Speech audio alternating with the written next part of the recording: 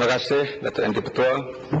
Assalamualaikum warahmatullahi wabarakatuh dan selamat sejahtera Datuk Yang Di-Pertua dan ahli-ahli Dewan sekalian. Bagi membincangkan belanjawan yang telah dibentangkan oleh Yang Amat Berhormat Menteri Kewangan Peringkat Dasar, saya ingin memaklumkan kepada Dewan ini beberapa senario-senario ekonomi yang menghantui peristiwa semasa ataupun dalam keadaan Yang Amat Berhormat Perdana Menteri membentangkan belanjawannya baru-baru ini, yang saya kira bolehlah juga dianggap sebagai belanjawan asar melepas. Datuk Yang Di-Pertua dan ahli-ahli Dewan sekalian, sudah beberapa kali saya bangkitkan di dalam Dewan ini, tetapi angka-angka saya telah dipertikaikan oleh pihak kerajaan. Alhamdulillah, setelah saya membuat kajian berdasarkan pada angka-angka kerajaan, maka hari ini kalau angka saya masih tidak benar, maka saya fikir buku-buku yang diedarkan oleh pihak kerajaan kepada ahli-ahli parlimen merupakan buku-buku yang tidak benar. Berdasarkan kepada belanjawan yang dibentangkan itu, kerajaan terpaksa, dalam keadaan sekarang kerajaan sama ada hutang dalam negeri ataupun juga hutang luar negeri, termasuk jaminan kerajaan terhadap mana-mana hutang yang diambil di dalam negeri dan juga jaminan hutang mana-mana yang diambil di luar negeri, setakat penghujung 2002 berjumlah 215 bilion, 215.483 bilion. Manakala daripada laporan ekonomi KDNK negara bagi tahun 2002, KDNK negara berjumlah 219.309 bilion. Manakala bagi tahun 2003 dianggarkan KDNK negara 229.287 bilion. Bermakna sekiranya kita mengambil kira hutang-hutang yang saya sebutkan tadi dicampur dengan defisit 2003 yang berjumlah 20.849 bilion, bermakna hutang kerajaan telah mengatasi KDNK negara. Ini satu perkara yang cukup tidak berdisiplin. Seperti mana cukup tidak berdisiplin kerana tidak sembahyang asal. Kerana sembahyang ini melatih kita berdisiplin. Jadi kalau kita tidak berdisiplin, maka sebab itulah kita juga bentang satu belanjawan yang tidak berdisiplin. Negara-negara yang mengatasi, negara-negara yang membentangkan belanjawan mengatasi KDNK ialah negara Jepun. Sebab itu kita perhatikan ekonomi negara Jepun sekarang ini dipanggil sebagai ekonomi koma. Ekonomi yang tidak pulih-pulih sudah melebihi 10 tahun. Sebab itu Mohon, saya nak tumpang bertanya. Di Jepun tu ada sembahyang asar ke?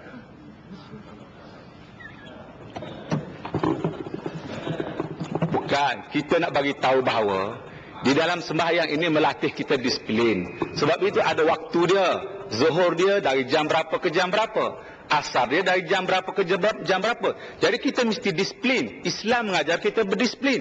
Sebab itu kita kena disiplin. Kalau dekat situ kita tidak disiplin, kita bimbang kita bentang belanjawan. Juga belanjawan tidak disiplin. Antara disiplin belanjawan yang patut kita ikuti, sepatutnya dalam 3 tahun tidak boleh belanjawan itu belanjawan defisit berturut-turut selama 3 tahun. Tetapi apa yang berlaku dalam negara kita, belanjawan defisit sudah dibentangkan selama 7 tahun berturut-turut. Belum lagi mengambil kira bahawa Yang Amat Berhormat Perdana Menteri pada tahun hadapan sudah menjangkakan kepada kita bahawa belanjawan pada tahun hadapan juga adalah belanjawan defisit. Walaupun kerajaan mengatakan bahawa defisit pada kali ini defisit yang lebih kecil, hanya sekitar 13 ke 14 bilion. Tapi kita kena ingat, kemungkinan pilihan raya berlaku pada tahun hadapan. Itu merupakan satu kos yang belum lagi diambil kira di dalam belanjawan ini. Satu perkara. Yang kedua, berbagai-bagai lagi perkara yang mungkin berlaku, yang kita tidak duga dan kita tidak jangka. Maka sudah barang tentu defisit yang dijangkakan pada tahun hadapan 13 bilion kemungkinan akan mencecah 17 bilion seperti mana pattern perbelanjaan kita yang lepas-lepas. Sebab itulah kita lihat, umpamanya pada tahun ini dari sudut keseluruhan belanjawan kerajaan telah mengurang. Kalau dulunya sekitar 114 bilion, Tapi sekarang ini kerajaan pergi kepada belanja 112 bilion. Maknanya dari sudut perbelanjaan kerajaan bukan semakin mengembang tetapi semakin mengecil. Tetapi kerajaan pada tahun yang ke-7 berturut-turut ini masih lagi mengekalkan belanjawan defisit. Dan belanjawan defisit itu juga adalah melebihi daripada 4%. Walhal mengikut disiplin keuangan, mana-mana negara bila mana membentangkan belanjawan, terutama apa yang disepakati di kalangan negara-negara European Union, ianya tidak boleh melebihi 3%. Datuk Yang di-Pertua, sekarang ini banyak orang memperlekeh belanjawan yang dibentangkan oleh Barisan Alternatif. Bermula daripada tahun yang sudah kita membentangkan belanjawan yang pertama kita.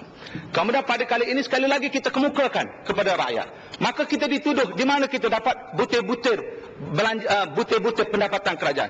Saya fikir ini satu soalan yang nampak sangat kita tidak cerdik. Kenapa ditanya satu soalan yang sememangnya sudah terbuka, yang sudah tersebar di akhbar-akhbar? Kerana kita kena faham siapakah jabatan manakah yang bakal memberikan pendapatan kepada kerajaan. Yang paling besar tidak lain bukan lembaga hasil dalam negeri. Jadi dia sudah mensasarkan. Okey, pada tahun 2002 berapa sasaran dia? Pada tahun 2003 berapa sasaran dia? Ini bukan satu maklumat rahsia, maklumat yang ada dalam semua akhbar-akhbar. Kita ambil itu sebagai salah satu maklumat kita.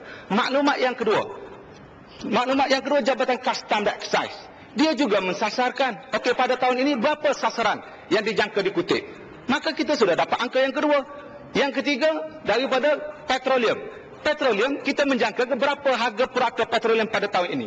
Maka berapakah dividen ataupun royalti untuk kerajaan persekutuan, walaupun kerajaan Terengganu dinafikan royalti yang sepatutnya.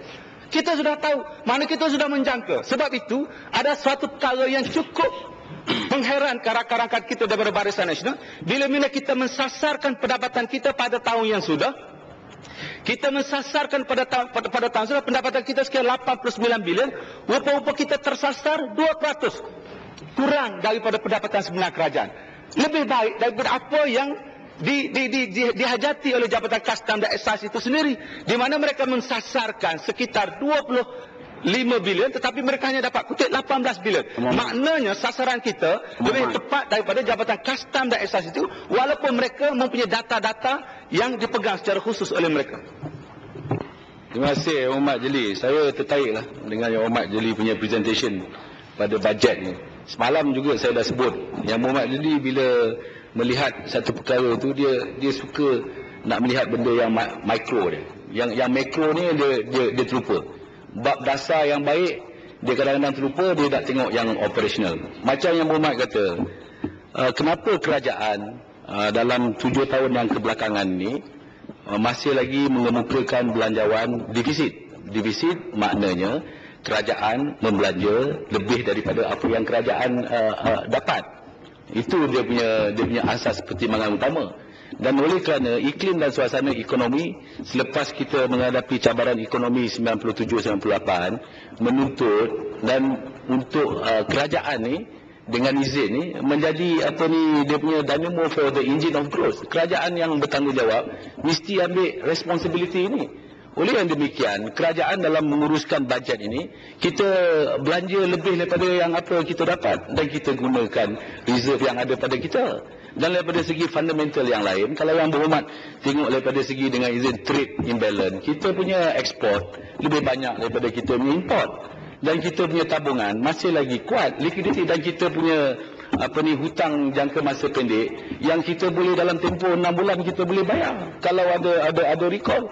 Jadi kalau untuk meletakkan dengan izin likuiditi kita lagi, kerajaan anytime boleh issue government bond, dan government bond ni dia AAA rating Yang Berhormat. Jadi kerajaan must take the step responsibility, dan akhirnya dengan harapan supaya pihak swasta boleh berebut peluang dalam pembangunan ekonomi, dan mereka boleh turut serta untuk generate ekonomi. Dan akhirnya dijangkakan Yang Berhormat dalam tempoh 2-3 tahun ni, kalau iklim dan suasana ekonomi kita ni sihat, keadaan negara ni aman damai, kita boleh memfokuskan pembangunan, insya-Allah dalam tahun 2005-2006 kita boleh ada balance budget. Cukup ya. Itu je Yang Berhormat.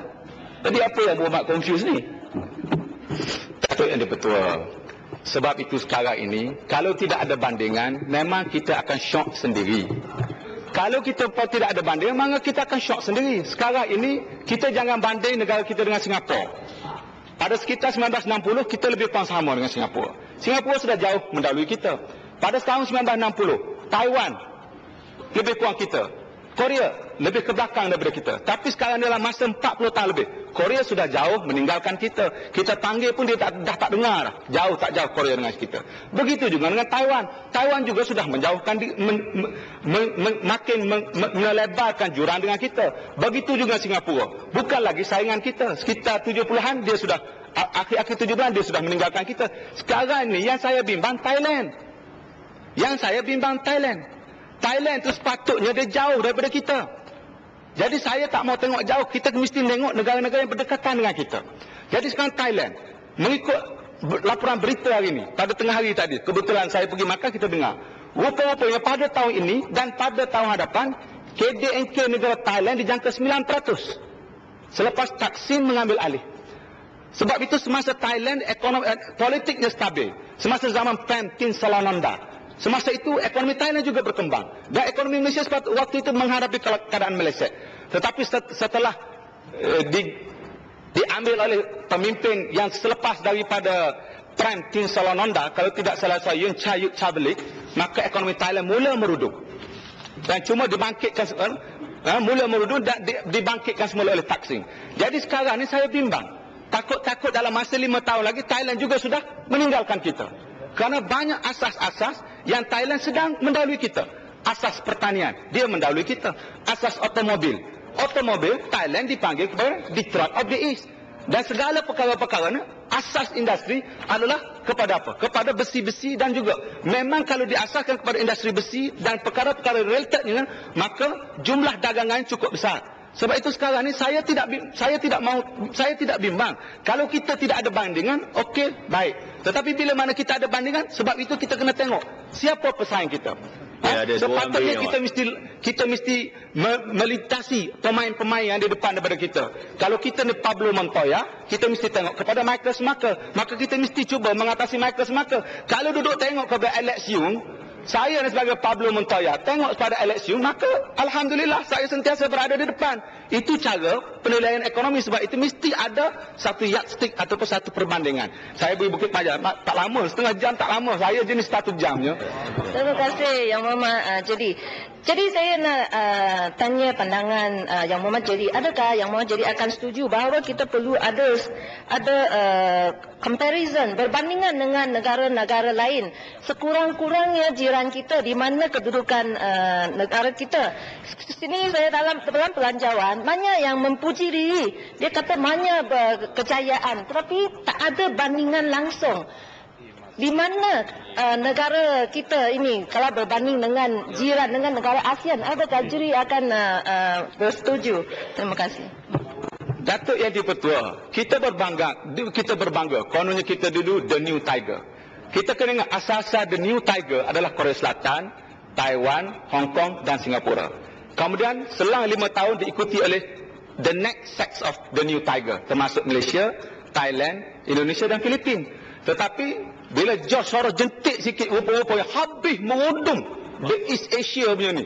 East Asia punya ekonomi tak? East Asia punya ekonomi. Jadi saya nak bagi tahu, bacalah buku ekonomi mana sekali, semuanya mengatakan bahawa kalau mana-mana negara di Asia Timur yang tidak bangkit selari dengan tarikan keseluruhan negara Asia Timur, maka kita cukup teruk. Sebab itu pada waktu itu bukan hanya Malaysia yang bangun, seluruh negara-negara di Asia Timur bangun. Sebab itulah negara-negara ini dipanggil the new tigers, kemudian diikuti oleh the new set of Asian tigers. Maknanya keseluruhan negara itu bangun, bangkit pada waktu itu.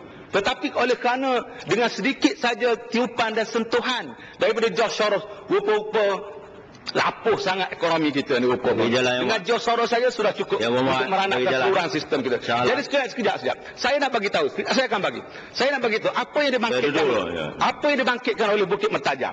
Okey, kita nak berbangga dengan kejayaan-kejayaan kita. Saya di sini bangun kerana saya nak menjadi satu warga negara yang bertanggungjawab. Kerana kita lihat apa lagi makalah, apa lagi media yang nak menegur kerajaan. Kalau semua akhbar-akhbar sudah dikongkong, semua media sudah dikongkong. Siapa lagi nak memberitahu keadaan-keadaan sebaliknya? Kita diberitahu ekonomi kita berkembang, ekonomi kita baik. Tetapi apa jadinya? Datuk Seri Anwar Ibrahim membentangkan belanjawan lebihan 7 bilion pada 1997. Sekarang sudah 7 tahun berturut-turut menyebabkan hutang kerajaan sudah melebihi KDNK. Ini satu perkara yang cukup memalukan negara kita. Saya sudah bangkit pada sesi yang lepas. Saya kata saya baca report IMF berbanding dengan Thailand. Report IMF mengatakan hutang negara pada akhir 2001 ialah 75% hutang kerajaan berbanding KDNK. Thailand 60%. Tapi dikatakan maklumat saya tidak betul. Tetapi sekarang rupa-rupa, alhamdulillah, saya terjumpa juga maklumat kerajaan dan setelah dibuat perkiraan, rupa-rupanya hutang kerajaan telah mengatasi KDNK negara dan ini sudah tentu Thailand sudah jauh sudah jauh ke depan daripada kita dari sudut pembentangan belanjawan negara mereka. Jangan panjang. Terima kasih Yang Berhormat. Saya ingat Yang Berhormat kurang faham tentang cabaran dunia globalisasi dan liberalisasi. Kalau Yang Berhormat nak buat perbandingan antara Malaysia dan Thailand, saya tak risau pun kalau Thailand dia nak maju. Kalau Thailand maju, Philippines maju, Vietnam maju, lagi baik. Ya, sebabnya Yang Berhormat kena lihat, kalau di Amerika dia ada NAFTA, North America Free Trade Agreement di antara Amerika, Kanada dengan Mexico. Begitu juga dengan EU, European Union. Kali ini kita dah kata memfokuskan dalam AFTA yang akan kita juga akan terlibat dalam 2005 dan kita tengok ASEAN ni sebagai the new growth area. Jadi kalau Thailand maju, Philippines maju, akhirnya manfaat akan bagi pada kita. Kalau Yang Berhormat kata Malaysia punya population base 22 million. Kalau ASEAN punya population base dah ada dekat 450 juta. Jadi market tu 450 juta Yang Berhormat. Apa Yang Berhormat nak risau sangat kat situ? Ini yang nak buat perbandingan Thailand dengan kita tak langsung menggustarkan saya Yang Berhormat. In fact ini satu an opportunity yang harus kita lihat.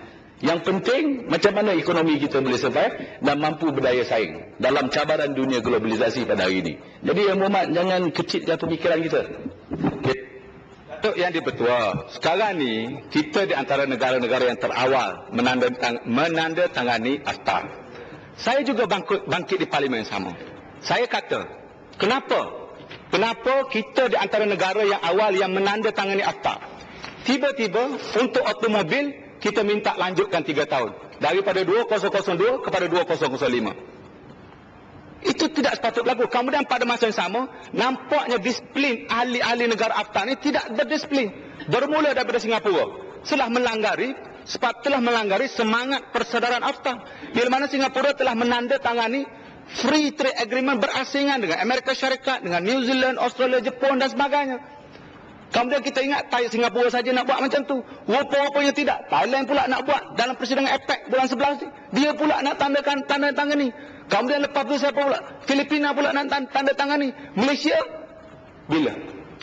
Seolah-olah AFTA sudah tidak diberi penghormatan. Kita tidak ikut lagi butir-butir perjanjian dalam AFTA. Sepatutnya AFTA kita kena hormat. Automobil kita patut 2002 sudah dibebaskan. Tapi kerana automobil kita masih belum mampu bersaing. Mana nak bersaing? Saya cakap tu Datuk Yang di-Pertua. Proton dia pergi beli Lotus. Dia pergi beli Lotus Group. Dengan harapan dia nak beli, dengan harapan dia fikir Lotus Team duduk dalam Lotus Group. Lotus Team tu Formula 1 punya group. Ini Formula 1 Lotus Team. Rupa-rupa dia pergi beli Lotus Group. Lotus Group tu semua designer. Dia beli designer. Bila beli designer, rupanya grup dengan Lotus ni entity yang berbeza. Entity yang berbeza. Bila entity yang berbeza, menyebabkan bila kita beli lebih daripada 80 designer letak buti. Apa jadi? Seolah kita beli satu kelontong kosong. Orang kata kita beli kelotong. Mana kita beli 8 sekian banyak belanja, kita tak ada apa-apa. Sebab itu menyebabkan sekarang enjin Proton sehingga hari ini masih lagi enjin yang dibekalkan daripada Mitsubishi. Kalau enjin yang dibekalkan oleh Mitsubishi, bagaimana kita nak bersaing dengan negara-negara lain yang enjin yang dibuat oleh negara dia sendiri? Tambahan pula Yang Amat Berhormat Perdana Menteri telah membentangkan dalam belanja mengatakan selepas daripada 2005 kereta tidak akan menjadi murah. Kereta tidak murah, tidak akan turun harga. Ini kalau kenyataan ini didengar oleh pemimpin-pemimpin negara-negara jiran yang berada dalam AFTA, saya fikir mereka kata AFTA sudah tidak ada makna lagi.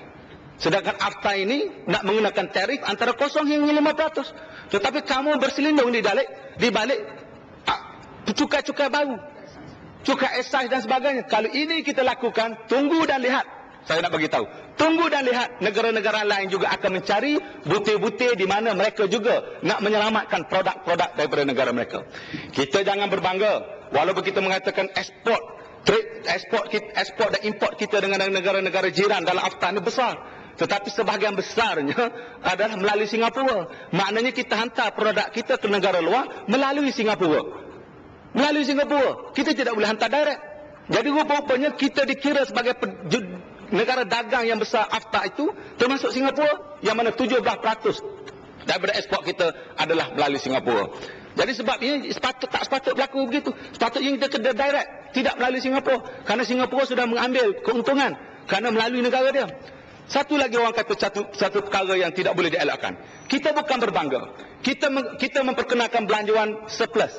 Ya, untuk maklumat Datuk Yang di-Pertua dan ahli-ahli dewan sekalian. Mungkin orang berbangga, orang hairan. Kita memperkenalkan belanjawan lebihan 1.8 bilion dalam belanjawan kita. Orang tanya bagaimana? Kita kata okey, pendapatan negara kita jangkakan sekitar lebih kurang dalam 92 bilion, 91-92 bilion. Kerajaan pula menjangkakan pendapatan dia 95 bilion. Tak banyak beza.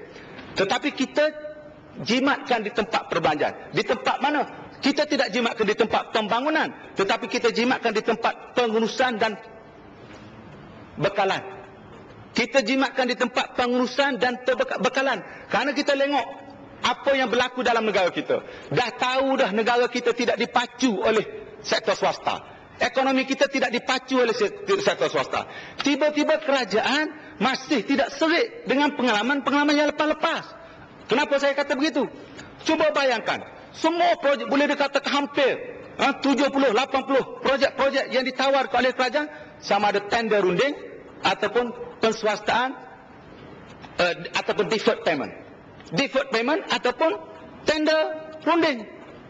Sepatutnya kalau kerajaan betul-betul berdisiplin, dia patut guna tender tertutup. Kalaulah demi untuk membantu Bumiputera, usahawan-usahawan Bumiputera, okey, kita buat tender tertutup di kalangan tender terbuka di kalangan usahawan-usahawan Bumiputera.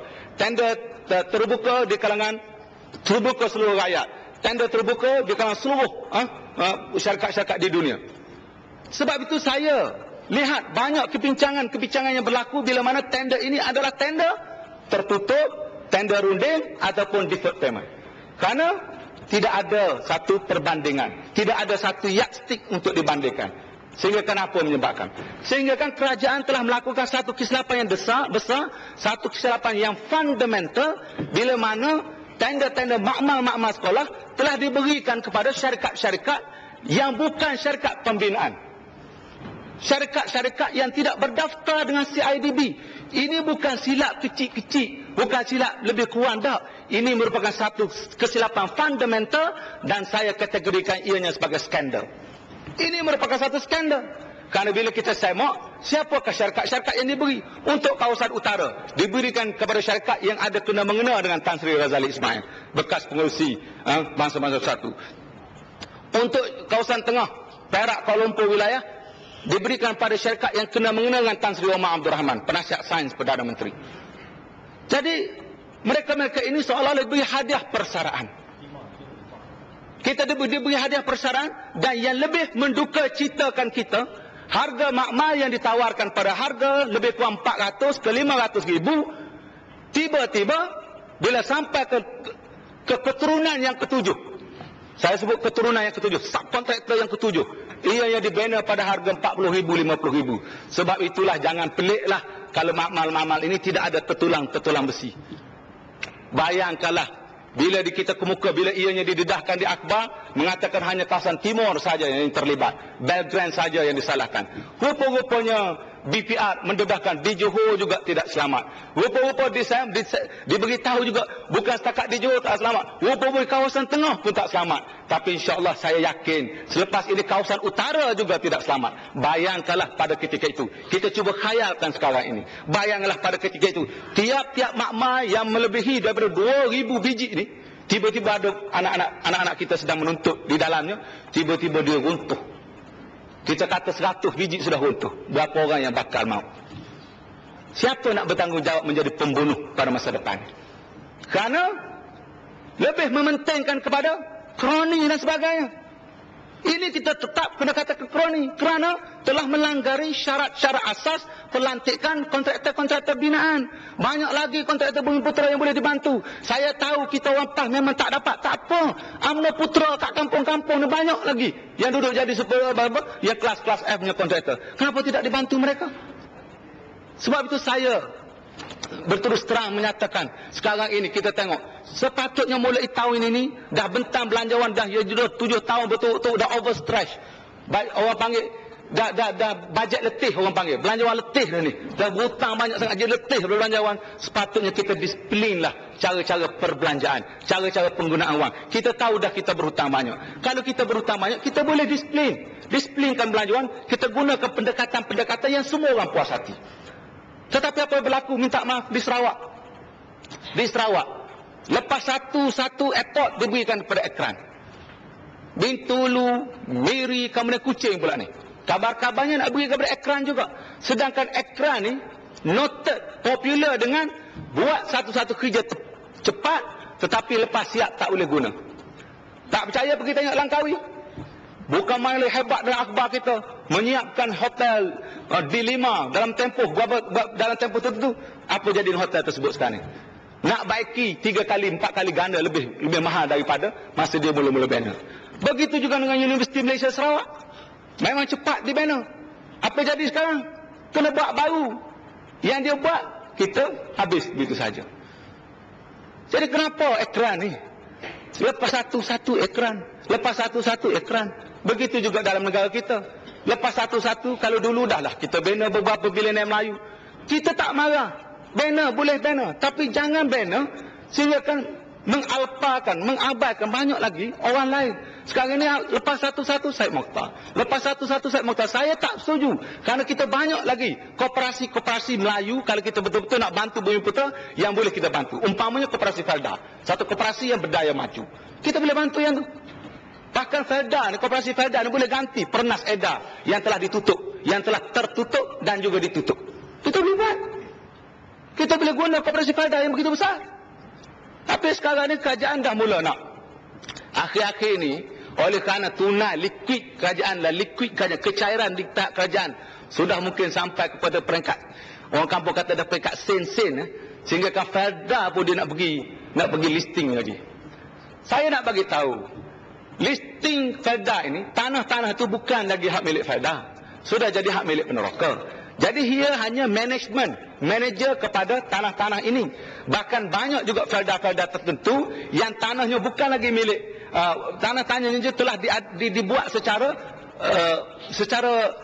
tidak melalui Felda oleh peneroka-peneroka. Jadi saya fikir, kalaulah Felda ni buat sementara waktu, kita tangguhkan dulu pensuamnya untuk disenaraikan Felda Holding. Kerana sekarang ni baru lagi Felda Holding Senaran Berhad, masih Senaran Berhad lagi. Jadi kena tukar pula Senaran Berhad kepada Felda Holding Berhad.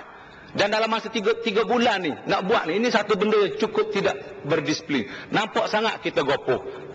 Mentah-mentah lah. Di ambang maghrib pentadbiran yang amat berhormat Perdana Menteri, janganlah buat macam tu. Bagilah kepada pengganti sama, bagi peluang. Elit pengganti pun ada syarikat-syarikat kerajaan yang masih boleh disenaraikan di Bursa Saham Kuala Lumpur. Jadi satu lagi kita nak tengok Datuk Yang di-Pertua. Masih Mak Davion. Datuk Yang di-Pertua. Kita tengok kita bagi motor kita bagi 250 cc lebih baik daripada BN 150 cc. Banyak lagi kebaikan bajet yang kita bentangkan. Datuk, sekian, terima kasih. Lana. Datuk Yang di-Pertua, Assalamualaikum warahmatullahi wabarakatuh dan selamat sejahtera Datuk Yang di-Pertua dan ahli dewan sekalian. Akhir-akhir ini satu pertelingkahan pertelingkahan yang masih belum lagi selesai, Datuk Yang di-Pertua di antara Malaysia dan Singapura ialah isu air, isu Pulau Batu Putih, isu tanah KTM di Singapura, isu wang CPF dan beberapa isu-isu yang kecil. Bagi membincangkan belanjawan tambahan yang diperlukan oleh pihak kerajaan yang mana telah pun membelanjakan wang ini sebanyak 4.5 bilion, bukannya 3 bilion seperti mana yang dibacakan, dia bentangkan tadi. 4.5 bilion tambahan yang telah pun dibelanjakan. Datuk Yang di-Pertua, sebelum ini Yang Amat Berhormat Menteri Keuangan telah membentangkan belanjawan sekitar 110 bilion. Dan pada waktu itu dianggarkan defisit sekitar 27 bilion. Bermakna kalau diambil kira dengan 4.5 bilion tambahan ini, maka defisit kita sudah mencecah 30 lebih bilion. Kalau 30 lebih bilion, mengikut amalan yang dipraktis oleh negara-negara EU, defisit belanjawan tidak boleh melebihi 3% daripada KDNK negara. Dengan menganggarkan bahawa KDNK negara kita sekitar 400 bilion, mengikut angka-angka yang agak rasmi, maknanya kita telah pun membelanjakan 30 lebih bilion, maknanya kita telah membelanjakan hampir 7 bilion, hampir 7% daripada nilai KDNK. Maknanya kita telah tidak menepati syarat-syarat yang sepatutnya kita tepati dari segi membentangkan belanjawan kita. Tambahan pula, ini adalah tahun ke-6 berturut-turut kita membentangkan belanjawan defisit. Belum lagi mengambil kira belanjawan yang akan dibentangkan pada 12 September ini yang sudah barang tentu juga merupakan belanjawan defisit.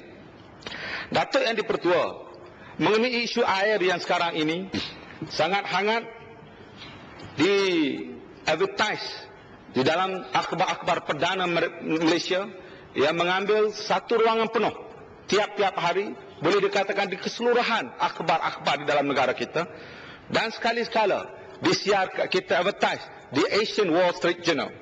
Saya ingin merujuk kepada satu firman Allah Subhanahu Wa Taala. Boleh duduk sekejap, saya nak umbun satu perkara.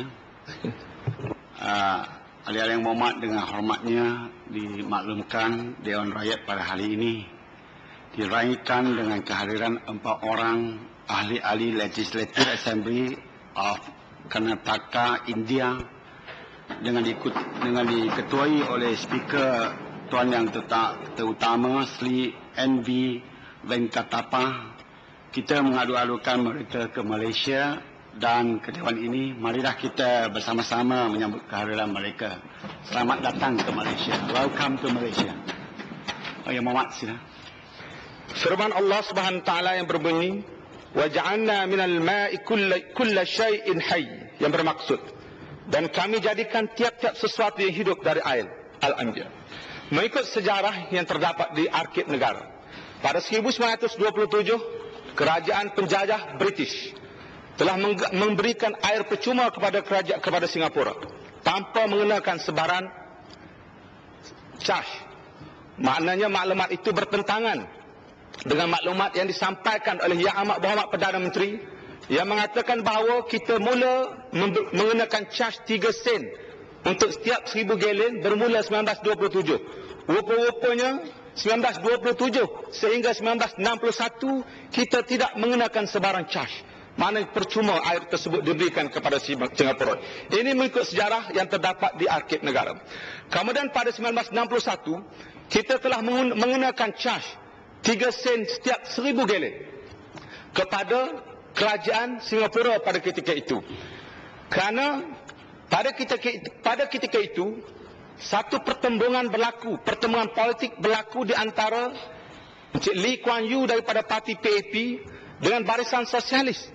Yang satu pihak tidak berhasrat langsung untuk menyertai negara kita Malaysia, manakala Lee Kuan Yew mempunyai hasrat untuk menyertai negara kita Malaysia. Maka oleh kerana di dalam 2 pilihan raya kecil pada ketika itu, Barisan Sosialis telah berjaya mengalahkan parti PAP. Tetapi demi untuk menarik dan memikat hati pengundi-pengundi dan rakyat Singapura supaya Singapura menyertai Malaysia. Maka kerajaan Malaysia dan kerajaan pada ketika itu telah menawarkan harga 3 sen setiap 1000 galen kepada Perdana Menteri Singapura atau Ketua Menteri Singapura pada ketika itu yang bernama Encik Lee Kuan Yew. Sri Gading bangun. Daripada situ, maka 3 sen tersebut dikekalkan dan mengikut perjanjiannya. Sepatutnya pada tahun 1987 ada perjanjian baru supaya kadar tarif boleh dibincangkan balik pada 1987. Ingin berikan laluan. 1987. Tetapi oleh kerana pada ketika itu pemimpin-pemimpin UMNO sedang rakus bertanding untuk jawatan presiden, maka semua boleh kata rata-rata pemimpin UMNO lupa tentang nasib rakyat semuanya. Mereka lupa sepatut pada tahun tersebut mereka turut juga berbincang masalah harga air yang selama ini semenjak 1961 sehingga 1987 dikekalkan cas 3 sen 1 liter. Mereka lupa pada 1987 untuk bincang balik harga tentang kenaikan harga ini. Kerana pada waktu itu mereka sibuk untuk bertanding jawatan presiden, timbalan presiden dan sebagainya. Seolah-olah pemimpin UMNO lebih mementingkan jawatan dalam UMNO daripada mementingkan kepentingan rakyat jelata yang mewakili 23 juta orang sekarang ini.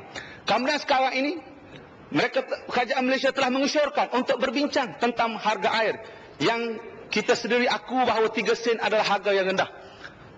Maka perbincangan itu telah diwakilkan. Kerajaan Malaysia telah mewakilkan perbincangan tersebut untuk mewakili kerajaan Malaysia, diwakilkan pada ketika itu kepada Menteri Tugas-Tugas Khas, yakni Tun Dain Zainuddin. Manakala bagi pihak Singapura, Menteri Kanan Singapura Encik Lee Kuan Yew. Tetapi kita tidak tahu apa hasilnya. Sri Gading bangun. Saya akan beri lepas ini. Saya tidak tahu, kita rakyat tidak tahu apa hasil perbincangan dan apakah bahan-bahan perbincangan antara Tun Dain Zainuddin yang mewakili kerajaan Malaysia pada ketika itu dan juga Encik Lee Kuan Yew yang mewakili kerajaan Singapura pada ketika itu. Sepatutnya rakyat sudah didedahkan isi-isi perbincangan supaya rakyat dapat menilai secara sejati siapakah pihak yang cuba mempertahankan isu-isu. Cubalah kita bayangkan, saya cukup sedih dan saya cukup kecil hati bila mana membaca komen-komen daripada pemimpin-pemimpin Singapura, bermula daripada menteri luarnya Profesor S. Jayakumar dan juga Perdana Menterinya Cik Goh Chok Tong bila ditanya apakah perasaan kerajaan Singapura bila mana M10 Majlis Tindakan Ekonomi Negara mengiklankan tentang betapa Malaysia berada dalam keadaan tidak seimbang dalam perjanjian tersebut. Apa jawab kedua-dua pemimpin Singapura? Dengan izin, maybe they have lots of money to spend for the advertisement. Boleh jadi mereka punya banyak duit untuk belanja, untuk iklan perkara-perkara tersebut di dalam di akhbar-akhbar. Selain daripada itu mengikut kenyataan kedua-dua pemimpin ini dan juga beberapa pemimpin-pemimpin yang lain, mereka mengatakan bahawa sukar berbincang dengan kerajaan Malaysia kerana pada asalnya kita cuba bincang dalam bentuk satu pakej. Dalam pakej tanah KTM, duit CPF, isu batu putih dan isu air dipakejkan dalam satu perbincangan. Tetapi bila perkara tersebut cuba nak dibincangkan, maka kerajaan Singapura dituduh oleh kerajaan Malaysia dituduh oleh kerajaan Singapura konon-kononnya melarikan pintu gol. Bila sampai mereka nak skor gol, nak sumbat gol, tiba-tiba kerajaan pindah tiang gol. Ini satu benda yang mesti dijawab oleh kerajaan Malaysia. Apakah benar tuduhan ini ataupun sengaja mainan politik daripada kerajaan Singapura? Saya bimbang sekiranya kalau kita tidak menjawab segala tuduhan-tuduhan ini, kita dilihat sebagai mereka yang tidak ada butiran-butiran untuk mempertahankan diri kita. Dari sudut antarabangsa, dalam isu air ini seolah-olah Malaysia dikalahkan oleh Singapura. Sebab itulah saya heran. Kita kalah di gelanggang terbuka. Sepatutnya Malaysia ni dianggap sebagai Mike Tyson. Singapura dianggap Lennox Lewis. Tetapi kalau dah Mike Tyson kalah di Lennox Lewis, janganlah Mike Tyson cari bini dan anak-anak untuk dipukul. Dia tak mampu nak lawan pesaing dia yang betul, dia pergi cari anak dan bini nak dipukul. Biar nampak dia ni menang juga. Mana tidaknya. Selama ini air sudah bertahun-tahun di bawah kerajaan negeri. Muhammad ingin berikan laluan. Saya tak beri. Duduk dulu. Masa banyak saya nak cakap ni. Saya akan beri itu. Jadi saya nak melihat bahawa sepatutnya isu air dengan Singapura diselesaikan terlebih dahulu. Tetapi kenapa satu warisan, satu harta negeri yang termaktub di dalam perlembagaan sekian lama semenjak merdeka sehingga hari ini Negeri-negeri diberi kuasa untuk tanahnya, untuk agamanya, untuk airnya dan mana-mana. Bahan galian terletak tanahnya. Tiba-tiba bila kalah dengan Singapura, bila kalah dalam perbincangan dengan Singapura, bila tidak mampu untuk menguasai perbincangan dengan Singapura, tiba-tiba kita mencari scapegoat, dan scapegoat yang dicari adalah negeri-negeri, terutama yang ditakbir oleh parti pembangkang. Karena kita kena ingat, air yang menjadi masalah sekarang ini, kerajaan sengaja membesar-besarkan untuk menutup malunya dengan Singapura. Mana tidaknya, air yang ada di dalam negara kita ini, mengikut kajian-kajian sumber air, negeri-negeri di tanah air kita ini, hanya sekitar 4 negeri saja yang boleh bertahan dari daripada simpanan air sehingga dalam 10 tahun ke atas. Dalam tempoh 10 tahun ke atas, negeri-negeri yang masih mempunyai air, sumber air untuk dimanfaatkan oleh rakyat tersebut dan juga mungkin negeri-negeri bersebelahan, ialah yang paling banyak sekali Terengganu. Mana tidaknya simpanan air di Tasik Kenyir itu lebih besar daripada Pulau Singapura yang belum ditap pun lagi, belum diambil manfaat pun lagi. Kemudian negeri Pahang, kemudian negeri Kelantan, kemudian negeri Perak. Manakala negeri-negeri lain, tunggulah waktu dan ketiganya. Mungkin 5 tahun lagi negeri-negeri ini akan menghadapi masalah tidak cukup bekalan air. Untuk menutup isu yang baru, maka dicarilah negeri-negeri yang mempunyai sumber-sumber air yang banyak. Dan ditakdirkan yang mempunyai sumber-sumber air yang banyak ialah Pahang, Terengganu, Kelantan dan Perak. Dan berbagai-bagai tuduhan yang dibuat terhadap organisasi-organisasi yang mentadbir air di Kelantan dan Terengganu. Saya ingin memberikan rekod. Terus Parlimen bangun lagi. Saya akan beritahu. Mengikut rekod yang ada di tangan kita. Mengikut rekod yang kita ada. Tak bagi. Mengikut rekod yang kita ada, Kelantan, semenjak air diambil alih oleh Air Kelantan Sdn Bhd AKSB, bermula 1999 kita untung 10.51 juta, 2000 18.49 juta, 2001 2.40 juta, 2002 kita untung 10.94 juta. Benar dikatakan Perdana Menteri bahawa airnya masih kuning, tapi air yang kuning hanya di sekitar Kota Baru. Tapi kita kena ingat, air kerajaan Kelantan sudah semenjak 1990 sehingga sekarang minta pinjaman, tidak pernah diberi oleh kerajaan persekutuan. Tiba-tiba bila air Kelantan diberi rating oleh Syarikat Malaysia Rating sebagai dalam kategori A, di mana telah mendapat pinjaman daripada bank komersial tidak kurang daripada 100 juta, bila dapat pinjaman, barulah kerajaan persekutuan nak menyalurkan 269 juta. Dah dapat pinjaman komersial 100 juta, baru nak salur. Itu pun dikenakan faedah 2%. Bersama-sama dengan kerajaan Terengganu, kerajaan Kelantan dikenakan faedah 2%, tetapi negeri-negeri yang lain tidak dikenakan sebarang faedah. Bagaimana seorang Perdana Menteri boleh menghina air yang dikeluarkan oleh Syarikat Air Kelantan sekiranya pembinaannya belum selesai, duit baru diberi, logi masih dalam pembinaan. Sepatutnya kalau seorang Perdana Menteri, seorang yang wajar, tunggulah logi siap, barulah komplain airnya kuning atau tidak. Ini kahwin pun tidak lagi, dah nak mengharapkan anak. Yang keluar nanti anaknya haram kalau belum kahwin.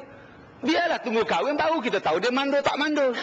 Sepatutnya Perdana Menteri dia kena buat macam tu, dia tengok dulu. Okey, sudah siap logi. Baru dia boleh dakwa sama ada airnya masih kuning atau tidak. Tetapi mengikut kajian yang kita buat, sekiranya logi-logi ini siap di mana, insya-Allah kuning air tersebut terutama di kawasan Kota Baru tidak akan berlaku lagi. Bahkan sekarang ini air-air di jajahan-jajahan yang lain tidak kuning kecuali di Kota Baru. Begitu juga dengan Syarikat Air Terengganu yang punya rizal air yang terbesar di Semenanjung Malaysia. Tahun 2000 kita untung 28.9 juta. Tahun 2001 kita untung 32.17 juta. Tahun 2002 kita untung 25.506 juta. Semenjak kerajaan PAS mengambil alih pimpinan, air yang selama ini syarikat-syarikat ini sentiasa menghadapi masalah, tiba-tiba kita membuktikan kita dapat memberi keuntungan. Tidak seperti mana PUAS, urusan air Selangor, PUAS, dia berhutang dengan Puncak Niaga 1.4 bilion. Tak bayar hutang Puncak Niaga. Mana nak bayar hutang dengan Puncak Niaga? loji diswastakan pada puncak air, pada puncak niaga.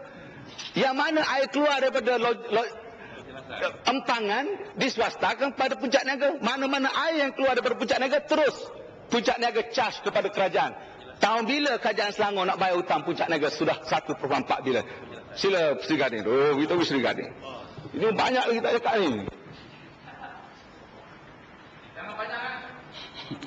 Dah bagi apa nak syarat lagi? Muhammad, soalan dia belum keluar lagi. Sabarlah dulu. Takkanlah macam itu. Sabarlah. Masa dia banyak lagi. Cuma saya nak buat sikit pembetulan. Yang kata air merah di Kota Baru tu bukan yang amat berhormat Perdana Menteri. Yang kata air merah tu orang Kelantan sendiri. Orang Kota Baru sendiri yang kata air di Kota Baru tu merah. Tak tu air berkarat. Tak tu kita pun tak tahu. Itu yang kita tahun 27 tu, 1927. Muhammad dah minta penjelasan atau nak ceritakan sejarah. Saya nak betulkan sikit penjelasan. Masa hanya 3 minit lagi untuk yang Muhammad jeli. Ada 3 minit lagi untuk jeli. Yalah, saya nak pergi dia keadilan lah. Saya tu betul nak betulkan tu. Maknanya jangan tuduh Perdana Menteri. Saya pun nak buat pembetulan daripada sejarah tahun 1927 tu. Di mana negara ni sebenarnya waktu itu masih dalam penjajahan Inggeris. Kemudian sampai sebenarnya bukan tahun 61. Kita sampai tahun 59 ikut sejarah Johor. Apabila kita menyemak balik semula, apabila kita nak kenakan harga kepada Singapura itu. Dan tak ada kena mengena dengan pertandingan 87. Kita lupa nak menyemak balik tentang harga yang patutnya kita semak pada tahun 87 86 tu. Bukan kerana pertandingan 87 itu satu yang fakta yang salah, yang sengaja direka-reka oleh jeli. Tak ada kaitan dengan pertandingan UMNO. Tapi banyaklah saya nak bahas nanti, tak bagi peluang dia. Tak, saya nak buat penjelasan, Datuk. Tak payah soal pasal apa yang dikeluarkan oleh jeli itu banyak kesamaran, banyak benda yang tak boleh dipakai pasal dia menyalah daripada dari segi fakta. Sri Gading baca laporan yang dibekalkan oleh M10. Dia bekalkan semua ahli parlimen baca dalam tu. Maklumat tu kita bukan curi kat luar, maklumat M10. Sebab tu kita heran macam mana M10 buka pekong di dada. Muhammad, sila gulung. Bukannya buka pekong di dada tak boleh pekong. Dan satu lagi Datuk Yang Di-Pertua, daripada data yang kita peroleh, kita lihat rupa-rupa kadar tarif air yang paling murah dalam negara kita ni, yang paling murah lepas pada Pulau Pinang Terengganu. Lepas pada Pulau Pinang Terengganu yang tarif paling murah. Lepas pada Terengganu Kedah, lepas Kedah Kelantan. Yang lain semua mahal-mahal. Tapi dalam keadaan begitu, Johor antara yang paling mahal. Tiba-tiba dalam gitu betul, kita boleh untung.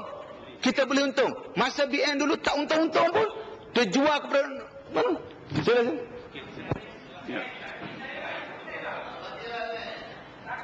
Penjelasan air kuning Kota Baru. Adakah jeli sedar bahawa air kuning di Kota Baru ini ialah isu terpencil hanya di satu kawasan kecil sahaja, tidak seluruh Jabatan Kota Baru air kuning? Minta penjelasan. Apa dia kata semua kuning Kota Baru tak betul? Inilah kuman di lautan nampak, gajah depan mata tak nampak. Yang Serdang duk sebut tadi air main teruk lagi, air daripada Selangor main teruk lagi. Saya duduk di Selangor, asyik tak ada air macam mana? Shah Alam hari ni tak ada air ni. Saya tanya Shah Alam, hari ni tak ada air Shah Alam. Macam mana macam tu? Kita di Kelantan air kuning mana tak kuning? Ibrahim Ali suruh tutup pam dia. Pasal nak panggil pemberita. Dia panggil pemberita, dia sengaja tutup. Ini dia ambil air lumpur, dia panggil pemberita. Adalah 1-2 tempat pergi ambil air lumpur, bolehlah panggil pemberita. Sekarang ni saya dengan hormatnya mempersilakan Sri Gading datang ke Kota Baru dalam masa setahun lagi. Tengok, kalau ada air kuning, sila bagi tahu saya. Ya Muhammad, masa cukup. Cukup dah. Ini isu, dia nak tanya lagi satu. Saya nak bagi keluar. Okey, tanya. Siap dulu, cukup.